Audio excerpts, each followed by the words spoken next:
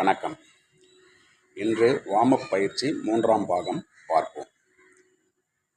ஏற்கனவே ஒரு பதிவில் உங்களுக்கு கூறியிருப்பேன், முட்டி பகுதிகளை வைத்து எந்த ஒரு பயிற்சியும் செய்யக்கூடாது. அது போன்ற பயிற்சிகளை தவிர்த்து கொள்ளுங்கள். நீங்கள் எந்த பயிற்சி மையத்திற்கு சென்றாலும் அங்கு பலவிதமான பயிற்சிகளை கற்றுக் கொடுப்பார்கள். கற்றுக்கொள்ளும் போது அனைத்து பயிற்சிகளையும் கற்றுக்கொள்ளுங்கள். பிறகு நீங்கள் தனிப்பட்ட முறையில் செய்யும்போது உங்களுக்கு தேவையான பயிற்சிகளை தேர்வு செய்து செய்யுங்கள். ஆயிரக்கணக்கான, பத்தாயிரக்கணக்கான, லட்சக்கணக்கான பயிற்சிகள் உள்ளன. அதாவது ஆளுக்கு புதிதாக பயிற்சிகளை உருவாக்குகிறார்கள். தவறான பயிற்சிகளை தேர்ந்தெடுப்பதற்கான வழிமுறைகளை ஏற்கனவே கூறியுள்ளேன். இன்னும் சில பயிற்சிகளை உங்களுக்கு நான் வரும் பாகங்களில் உங்களுக்கு தெரிவிப்பேன். அது போன்ற பயிற்சிகளை தயவு செய்து தவிர்த்து கொள்ளுங்கள். இப்பொழுது உங்களுக்கு நான் பயிற்சியின் சில பயிற்சிகளை நான் கூறுகிறேன். உங்களுக்கு அதனுடன் எந்த பயிற்சிகளை சேர்த்து கொள்ள வேண்டுமோ சேர்த்து கொள்ளுங்கள். நாம் பயிற்சி ஆரம்பிக்கும்போது தலை முதல் அப்படியே படிப்படியாக இறக்கி கால் பாதம் வரை உங்களுக்கு அனைத்து பயிற்சிகளையும் செய்ய வேண்டும். இப்பொழுது சாதாரணமாக இலகுவாக இருப்பதற்கான பயிற்சியை மட்டும் இப்பொழுது நான் செய்து காட்டுகிறேன். நீங்கள் இதனுடன் உங்களுக்கு தேவையான பயிற்சிகளை சேர்த்து கொள்ளலாம்.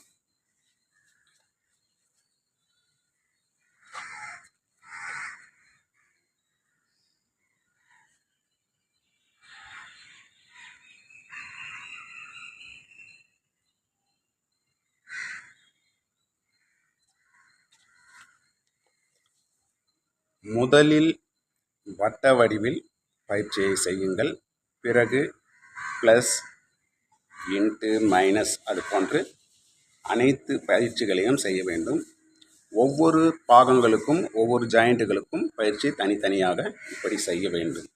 அது சிலது நான் தவிர்க்கலாம், நீங்கள் அதை சேர்த்து கொள்ளுங்கள். அதே போன்று எந்த ஒரு பயிற்சியை செய்யும் போதும் உதாரணமாக இப்பொழுது நாம் இப்படி சுற்றுகிறோம்.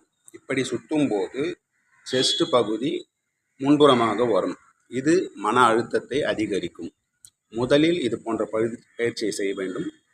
இரண்டாவது இப்படி விரிக்கும் போன்ற பயிற்சிகளை செய்ய வேண்டும். எந்த பயிற்சி செய்தாலும் கடைசியில் இப்படி விரிக்கும்படி செய்ய வேண்டும்.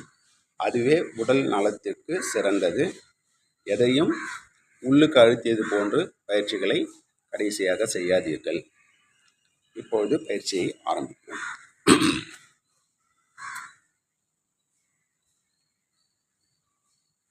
முதலில் தலையை இப்படி வைத்துக் கொள்ளுங்கள்.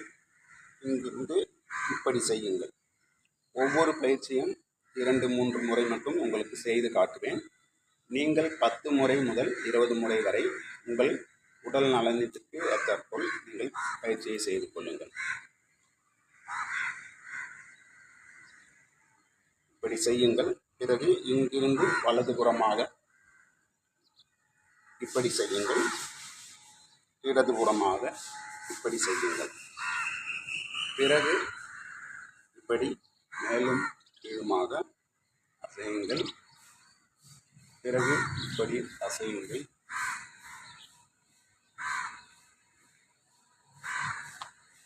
பிறகு கைகளை இப்படி வைத்துக் கொள்ளுங்கள். இப்படி சுழற்றுங்கள். பிறகு இப்படி சுழற்றுங்கள். முன்புறமாக கைகளை இப்படி சுழற்றுங்கள். இப்படி சுழற்றுங்கள். இப்படி சுழற்றுங்கள். இப்படி சுழற்றுங்கள். கை இப்படி ஒவ்வொரு பகுதியாக செய்யும் போது இந்த தசை பகுதிகள் அதிகமாக விரிந்து உங்களுக்கு உடல் அதிக அகலமாக தெரியும். இது சிங்கிளாக செய்வது சிறப்பு. இந்த பயிற்சியை முடித்து பிறகு இப்படி செய்யுங்கள்.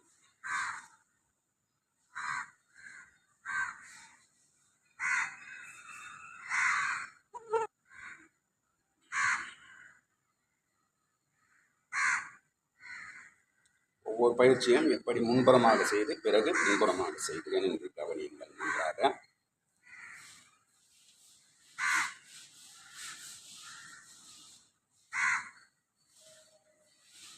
அனைத்து பயிற்சிகளையும் கண்ணிமைக்காமல் நன்றாக கவனியுங்கள். ஒரு பயிற்சி போனாலும் உங்களுக்கு பயிற்சி தவிர்க்கப்பட்டுவிடும்.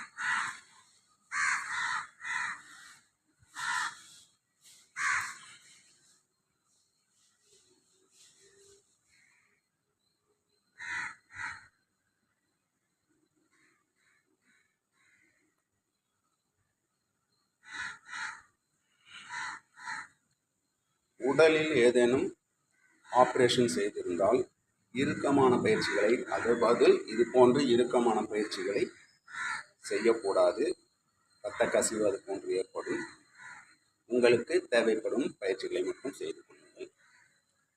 பிறகு உடல் எப்பொழுதும் கழிவுகளை கழித்த பிறகுதான் பயிற்சிகள் செய்ய வேண்டும். அப்படி இல்லை என்றால் அதற்கு தேவையான உணவுகளை எடுத்து கழிவுகளை வெளியேற்றி பிறகு செய்யுங்கள். ஏனென்றால் நாம் உடலை இப்படி சாய்த்து இப்படி செய்தோம் என்றால் கழிவுகள் முழுவதும் நம் மேல் பகுதியில் ஏறும். அது எந்த பயனும் அளிக்காது, எந்த பயிற்சிக்கும் எந்த பலனையும் அளிக்காது. அதனால் உடல் தூய்மையாக இருக்கும் போதே பயிற்சிகளை செய்யுங்கள். இடுப்பு பகுதிக்கு எந்த பயிற்சி செய்தாலும் ஒன்று உங்களுக்கு இந்த இடம் இறுக்கமாக ஆகிவிடும். அதே போன்று மூச்சு உங்களுக்கு மேல் பகுதி கீழ்ப்பகுதி என்று தடைபடும். அதற்கு நீங்கள் பயிற்சிகளை முதலில் இது போன்று இறுக்கமான பயிற்சிகளை செய்து பிறகு உங்களுக்கு விரிவுபடுத்தக்கூடிய பயிற்சிகளை நீங்கள் செய்ய வேண்டும். அதாவது இப்படி ரொட்டேட் பண்ணுங்கள். கால் பாதங்கள் சிறிது இடைவெளி விட வேண்டும். இப்படி செய்யுங்கள்.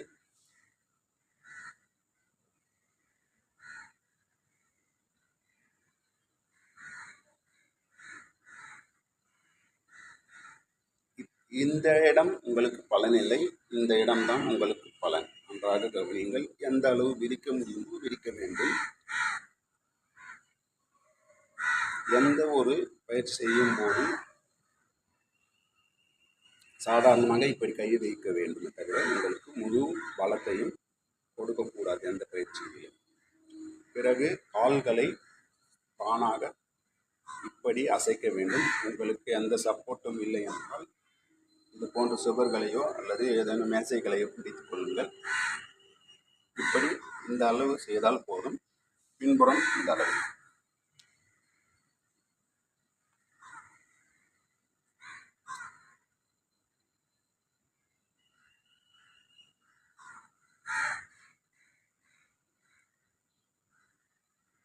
கால்களை பக்கவாட்டில் செய்யுங்கள். எதுவும் நீங்கள் சப்போர்ட் வைத்து செய்ய வேண்டிய அவசியம் இல்லை. தனியாகவே இப்படி செய்யுங்கள். முடியாதவர்கள் மட்டும் எதையேனும் பிடித்து கொண்டு செய்யுங்கள். பிறகு கால் பாதங்களை இப்படி மடித்து இப்படி பிடியுங்கள்.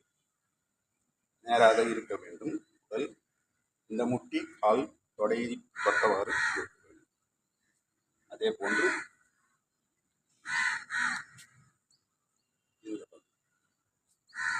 பிறகு இப்படி செய்யுங்கள்.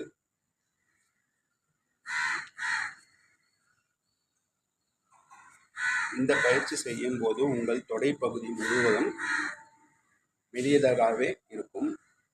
உடற்பயிற்சி அதாவது எடை பயிற்சி செய்து கால் தொடைகளை அதிகம் செய்பவர்கள் இது போன்ற பயிற்சிகளை தவிர்த்து கொள்ளுங்கள். அவர்களுக்கு இந்த போன்ற பயிற்சிகள் செய்தால் தொடைப்பகுதி அதிகரிக்க வாய்ப்பில்லை, அனைத்தும் குறையும். பிறகு இப்படி செய்யுங்கள். அதாவது பாருங்கள்,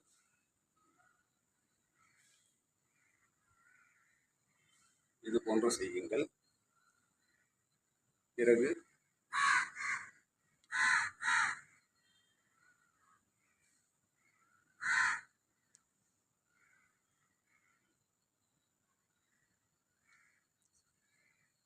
சாதாரணமாக இப்படி வைத்து கால் மூட்டுகள் இந்த விரல் பாதங்களில் லெவல் வரை சென்றால் போதும். முன்புறம் செல்ல வேண்டாம்.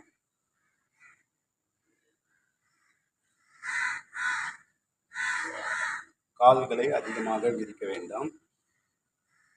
இப்படி செய்தால் போதுமானது. அதே போன்று கால்களை இப்படி விரித்துக் கொள்ளுங்கள். அதிகம் விரிக்க வேண்டாம். கைகளின் பின்புறமாக வைத்துக் கொள்ளுங்கள். உடல் நேராக இருக்க வேண்டும். இப்படி செய்யுங்கள்.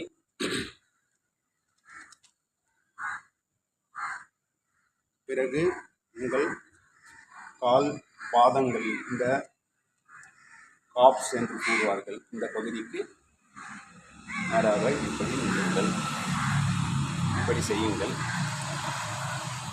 உடல் முழுவதும் உங்களுக்கு மேல் பகுதியில் தூக்கி இப்படி ஸ்டிச் பண்ணுங்கள்.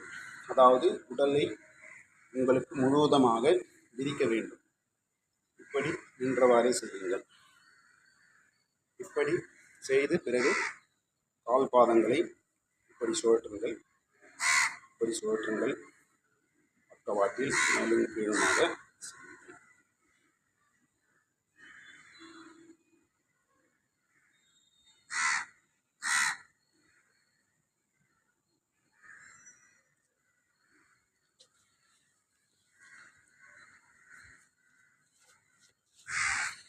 இது போன்று பலவிதமான பயிற்சிகள் இருக்கின்றன. இன்னும் பயிற்சிகள் அதிகம் இருக்கிறது. நீங்கள் செய்யும் பயிற்சி கூடங்களில் பலர் பல பயிற்சிகளை செய்வார்கள். உங்களுக்கு தேவையான பயிற்சிகளை நீங்கள் தேர்வு செய்து கொள்ளுங்கள். தயவு செய்து முட்டி பகுதிகளை வைத்து எந்த விதமான பயிற்சிகளையும் செய்யாதீர்கள். தவிர்த்து விடுங்கள். அதன் பாதிப்புகள் அதிகமாக இருக்கும். எனது அனுபவத்தில் கூறுகிறேன். பயிற்சியாளர்கள் பயிற்சி கொடுக்கும்போது உங்களுக்கு பல பயிற்சிகளை தவறாக பயிற்சி கொடுப்பார்கள். பல பதிவுகளில் தவறான பயிற்சிகள் உங்களுக்கு பதிவிடுகிறார்கள். அவர்கள் வருமானத்திற்காக செய்துவிட்டு சென்று விடுவார்கள். அந்த பதிவில் அவர்கள் செய்யும் பயிற்சியை அவர்களே தொடர்ச்சியாக செய்ய போவது கிடையாது. அவர்கள் பதிவு எத்தனை பதிவிடுகிறோம் என்பதற்காக பல பயிற்சிகளை கண்டு இவர்களும் அதே போன்ற பயிற்சிகளை செய்வார்களே தவிர அவர்கள் அந்த பயிற்சிகளை தொடர்ச்சியாக செய்ய மாட்டார்கள். ஆகையால் பயிற்சிகளை நீங்களே உங்களுக்கு தேவையான பயிற்சிகளை தேர்வு செய்யுங்கள்.